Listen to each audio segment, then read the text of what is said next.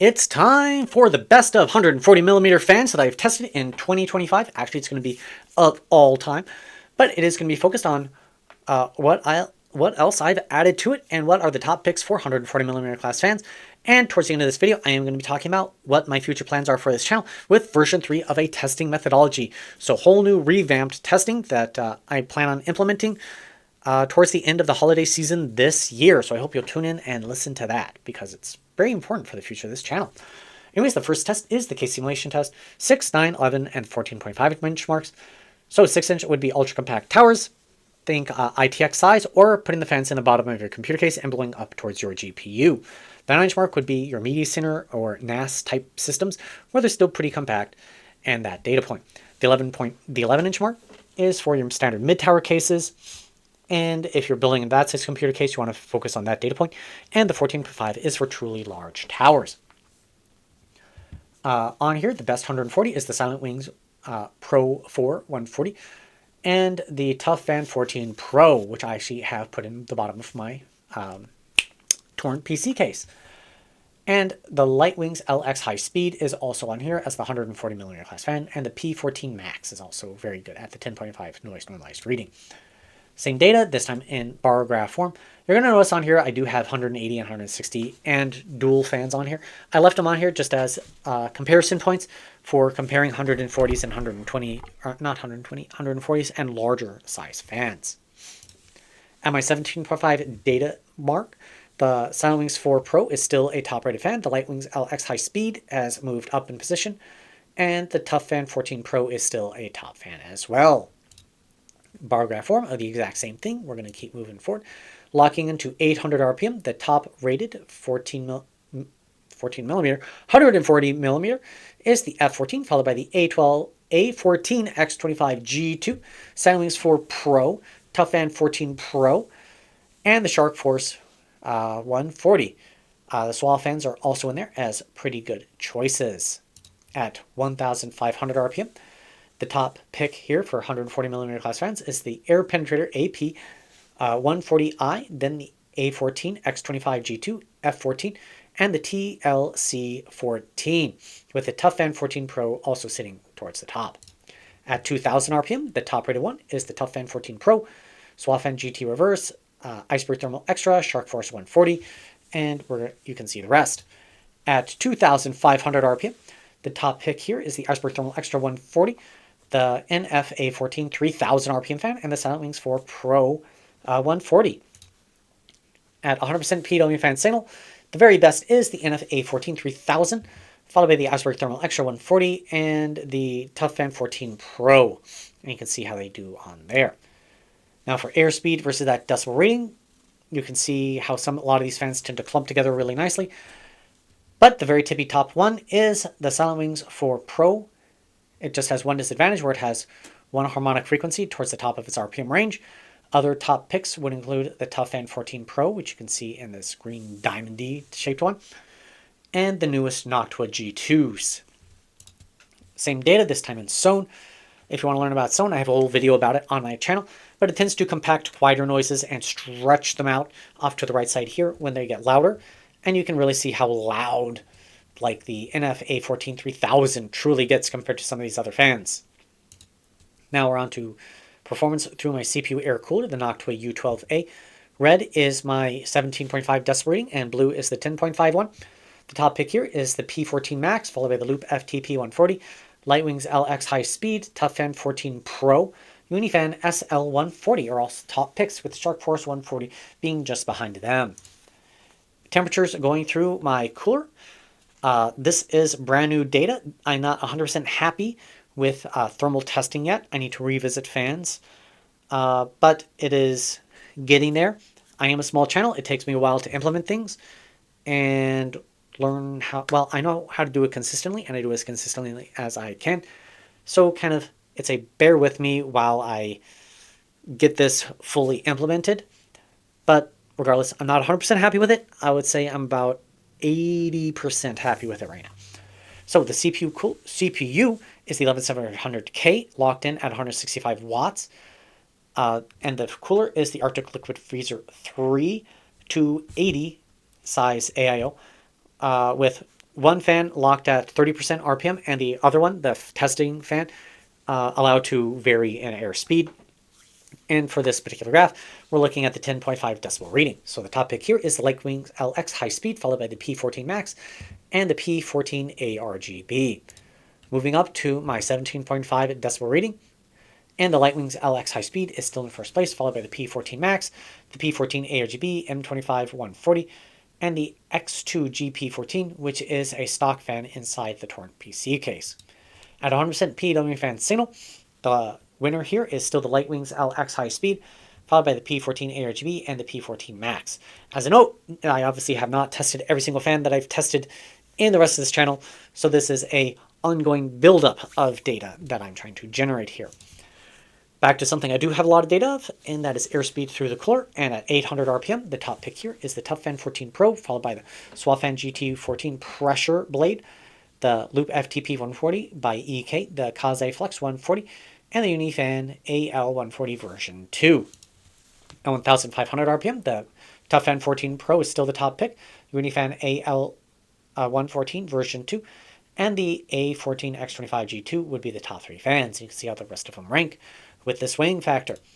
At 2000 RPM, the ToughFan 14 Pro is still in first place, followed by the SwapFan GT140, Mega Cool 140, SwapFan GT140. Oh, it got cut off. Don't know which blade design it was. Shark Force 140 is also a very good pick for a fan. At 2500 RPM, if you really need that extra performance, the Mega Cool 140 is the top pick here, followed by the P14 Max. And locking into 100% PWM fan signal, this just allows all the fans to stretch the legs to their maximum capability and directly compare maximum to maximums. So we have fans that spin 1,500 RPM on here, and that fans that spin just shy of 3,000 RPM. So the top pick here is the Mega Cool 140, followed by the P14 Max, and the ToughFan 14 Pro would be the top 3 fans. Now, keep in mind that you realistically don't need these extreme performance fans for most CPUs on most good enough cooler quality.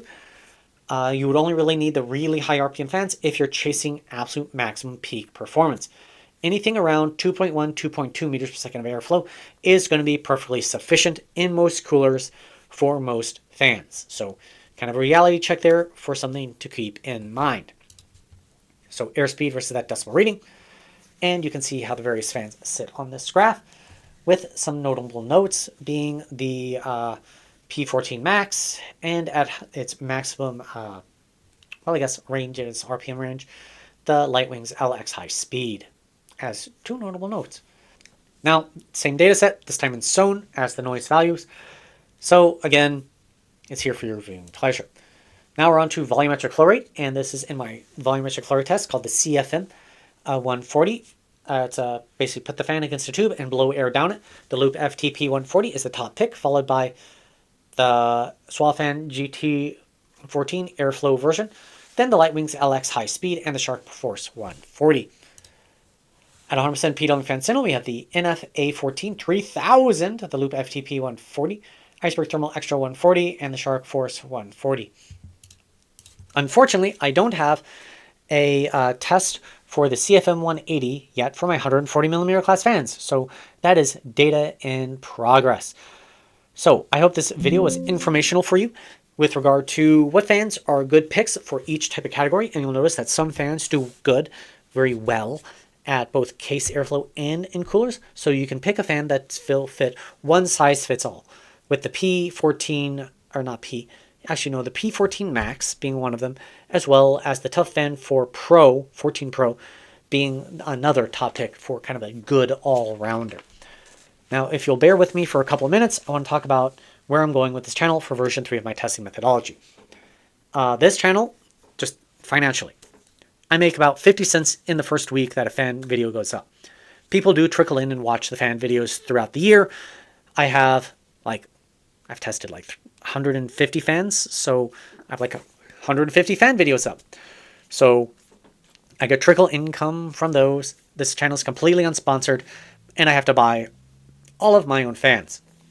Some fan companies are really cool, and they send me fans to review.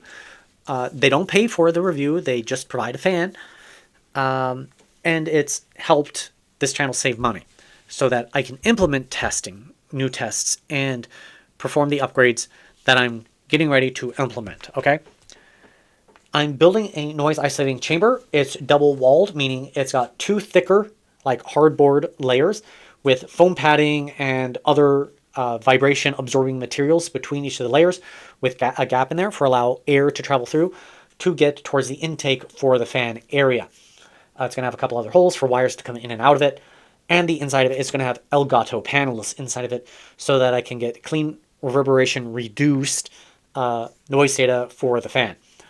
Right now, I do all of my testing in my home office, open air environment, so road noise, people talking, breathing, everything like that does affect the noise data. I keep it as consistently as possible, but this is a way to clean it up. What this means is that I have to throw out all of my old noise data and implement it in a brand new way. I'm also making my channel a whole lot less janky. Right now, my case simulation test is made out of plexiglass and cardboard. I've got a whole new 3D printed version of it. I have the 3D printed CFM 180 test. I'm making brand new volumetric flow rate tests called the CFM 120 and 140 tests. These have a air turbulence reducer. Basically, it's a grid pattern that's built into the tube, and it is to take out turbulence in the airflow so that I can test both counter-rotating and reverse blade fans accurately. That's been a problem with my current videos is I can't test counter-rotating fans effectively. Most fans spin counterclockwise, so counter-rotating is actually clockwise spinning fans. What else am I doing? I want to add a thermal test for the case simulation test. Unfortunately, that upgrade costs the cost of Nero on a PC minus a GPU. So that's like $1,500-ish. Everything costs money. I am implementing all the previous tests I said, other than this thermal test for the case simulation test. If everyone that I have subscribed to this channel, around 2,000 of you, all did a $1 super, all subscribed to this channel at my lowest tier level for 1 month, so $1 for 1 month, I would hit my milestone, be able to do all the upgrades, boom, bing, bada boom, done, I'm set for the year. Actually, more than the year, because the tests don't really go bad. But I'm not here begging for money. I'm here explaining the reality of this channel. I make a small amount of money on YouTube ad revenue. I already talked about that. I understand that many of you may not feel comfortable giving a random person, YouTuber, funny, call myself that, money, to make these videos. I get it. I really understand it. But hitting that subscribe button, if you aren't subscribed, helps this channel gain traction, more visibility, so companies will be more willing to maybe become a subscriber, or maybe give me a product to review. And all that will help this channel basically be sustainable, which is kind of the biggest part about operating such a small channel. And I'm not going to toot my own horn on Reddit, but I would really appreciate it if you guys, go, hey, look, I saw this review of this fan on this channel. It was good. He's a small channel, bear with him with the way he talks. He's an actual engineer, but the data is excellent. That would go a long way in helping out this channel. But, thank you for listening to me ramble here for a couple of minutes. I really appreciate that. I hope you like the videos. I hope you're looking forward to the new data set coming forward. If you do actually subscribe, my 2 higher tier levels get full access to my Excel data. And as I'm sunsetting version 2.4, I'm going to be putting 2.4, the data set up onto my share drive for the 2 higher tier members as a way of viewing it as I get version 3 of my testing methodology rolling forward. So I'm in my videos going to be noting which ones are version 3 of the testing methodology. But, thank you for making it here in the video. Thank you for listening to me ramble. I hope we have a great year in 2026. And, I know many of you are shopping for your next computer build, so I hope this video is informational. And I hope to see you next time here on Computer Tech and More.